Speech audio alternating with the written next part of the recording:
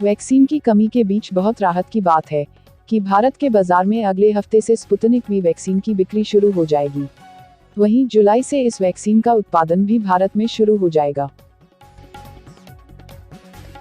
Corona के बढ़ते मामलों को देखते हुए उत्तर प्रदेश राज्य लोक सेवा आयोग ने 27 जून को होने वाला सिविल सर्विसेज प्री एग्जाम टाल दिया है।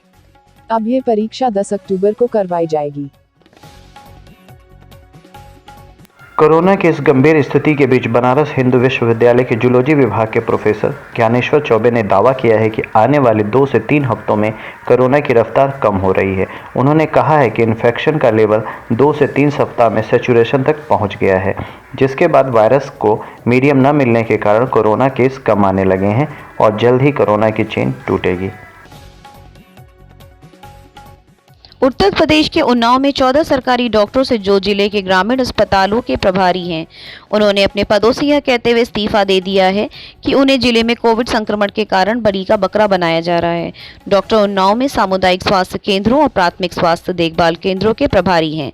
डॉक्टरों का कहना है कि महामारी में कड़ी मेहनत करने के बावजूद बिना किसी आधार के डॉक्टरों पर दंडात्मक कार्रवाई और बुरा व्यवहार किया जा रहा है। बिहार में 15 मई को खत्म हो रहे लॉकडाउन को 25 मई तक बढ़ा दिया गया है। मुख्यमंत्री नीतीश कुमार ने खुद ही ट्वीट करके इसकी जानकारी दी। वहीं महाराष्ट्र में 1 जून तक के लिए लॉकडाउन जैसी पाबंदियां रहेंगी।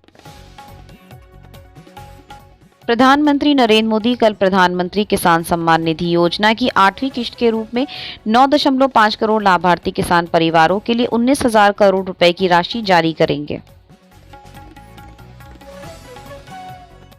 लखनऊ में कोरोना महामारी के इस संकट की घड़ी में ऐतिहासिक श्री तेग बहादुर साहिब गुरुद्वारा अहियागंज से इस कोरोना महामारी के संकट की घड़ी में कोरोना मरीजों और तीमारदारों के लिए लंगर की व्यवस्था की गई है।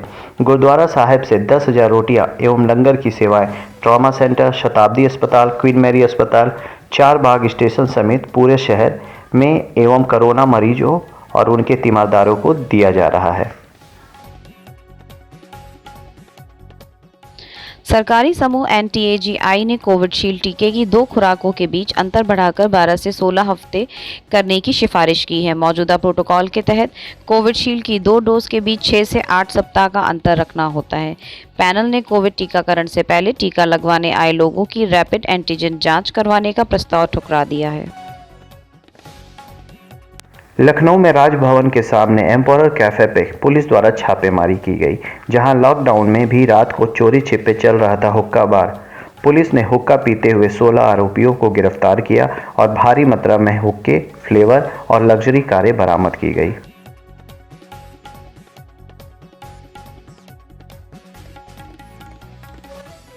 यूपी में घट रहा कोरोना का संक्रमण, बढ़ रहा रिकवरी रेट।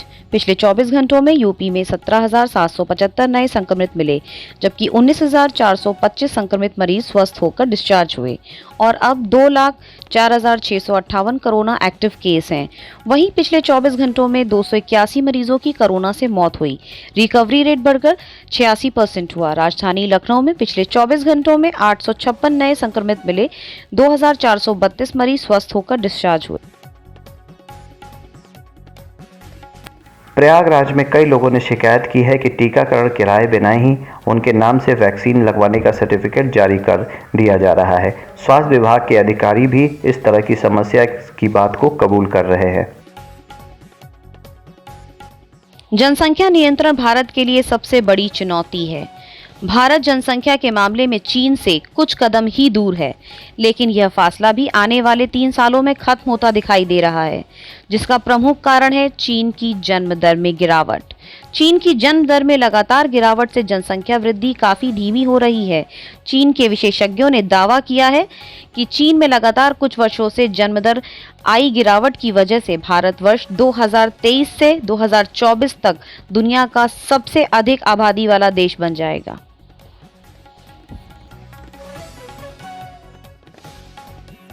नेपाल में ऑक्सीजन की कमी की वजह से मरीजों को परेशानी का सामना करना पड़ रहा है और कोविड-19 से संक्रमित 16 मरीजों को ऑक्सीजन न मिलने के कारण मौत हो गई। नेपाल में जानलेवा संक्रमण के 4,13,111 मामले आए हैं, जबकि 4,084 लोगों की मौत हुई है।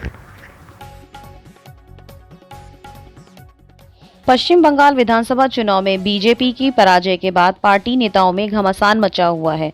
अब बीजेपी की बैरकपुर के सांसद अर्जुन सिंह ने बुधवार की रात उनके घर के सामने बमबारी के बाद केंद्र सरकार पर भी निशाना साधा है। अर्जुन सिंह ने निशाना साधते हुए कहा, केंद्र सरकार सिर्फ कानून दिखा रही है, काम कुछ नहीं कर रही है। कोरोना महामारी में लोग तमाम तरह की परेशानियों से दो चार हैं। आंशिक कर्फ्यू ने रोजी रोटी का संकट उत्पन्न कर दिया है। आर्थिक रूप से कमजोर लोगों को आर्थिक दिक्कतों से जूझना पड़ रहा तो बीमारों को सही उपचार नहीं मिल पा रहा है। ऐसे मुश्किल हालात में मुस्लिम समाज ज़कात, सदका ए फित्र, खैरात के जरिए जरूरतमंदों की मदद कर रहा है, लोगों तक राशन व दवा पहुंचा रहा है। कोरोना से सुरक्षा की चेन बनाकर ही लड़ा जा सकता है, मगर कुछ की लापरवाही यह सुरक्षा घेरा तोड़ रही है। आगरा रेंज के 4 जिलों में 1 अप्रैल से अब तक बेवजह घूमने वाले ऐसे 19,909 लोगों ने लॉकडाउन का उल्लंघन किया। इन जिलों में सर्वाधिक 5,457 मुकदमे आगरा जिले के हैं। समाचारों से जुड़े रहने के लिए YouTube चैनल को सब्सक्राइब करें।